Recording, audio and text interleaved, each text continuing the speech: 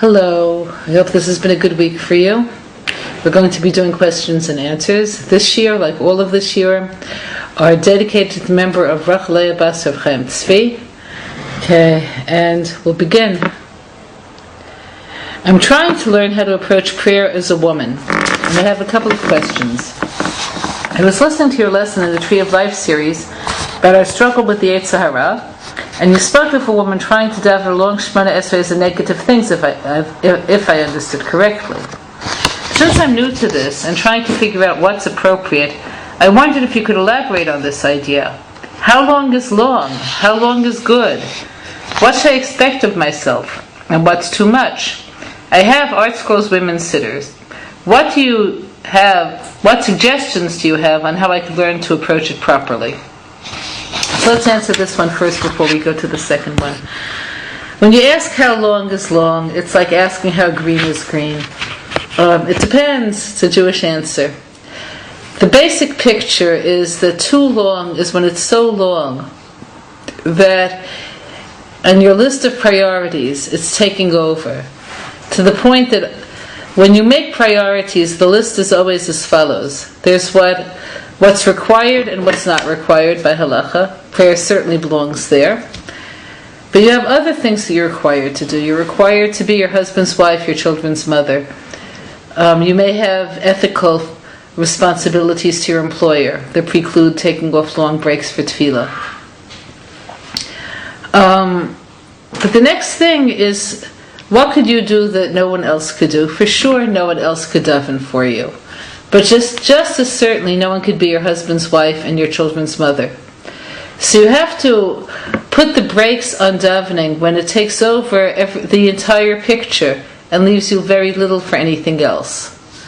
So on a practical level, this very much depends on what a person's life looks like. I know a woman who's very responsible, who takes very good care of her family, who devotes 2 hours in the morning to tefillah because she has the 2 hours. I know many other women who have many responsibilities who take 20 minutes to a half hour. It very much depends on what your reality is. What I will say is, at least in Shemona Esrei, you have to have at least some amount of time before you begin to daven to think about who you are and who you're addressing and where you are in life and who could give you what you need and what you'll do with it. You have to have awe, but it's much better to say less in a way that's really devoted and focused than more because you have some idea about it being somehow better to say everything that's in the prayer book. So it's a very individual question. Secondly, I've read in your book, Our Bodies, Our Souls, and elsewhere, about women praying Tehillim. I have rarely ever done this, but I would really like to become familiar with Tehillim and learn to pray this way. Do you have suggestions on how I should approach this? How do I start? Are there any good commentaries that can help me really understand what I'm saying? I have some knowledge of Hebrew, but I need to glance at the English translation frequently. I have an interlinear Tehillim, but I would love any suggestions you have. Well, you're on track.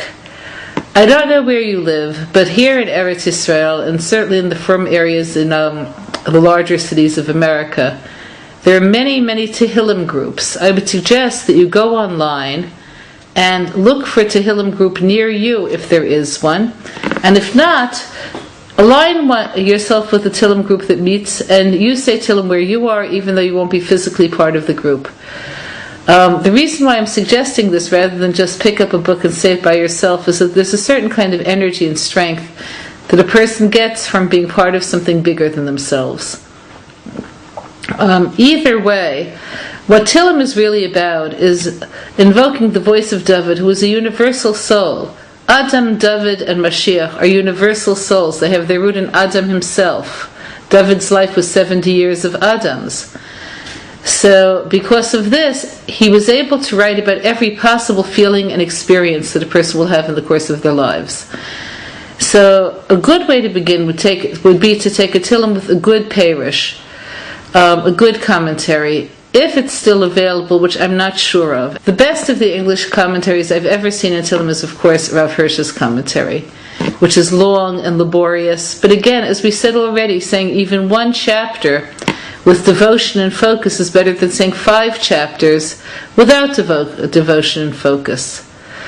I would recommend that you say a chapter a day, which will take you, there are 150 chapters, it'll take you 3 months. And realize some of the chapters are very long and some of them are very short, so you might want to be flexible about this.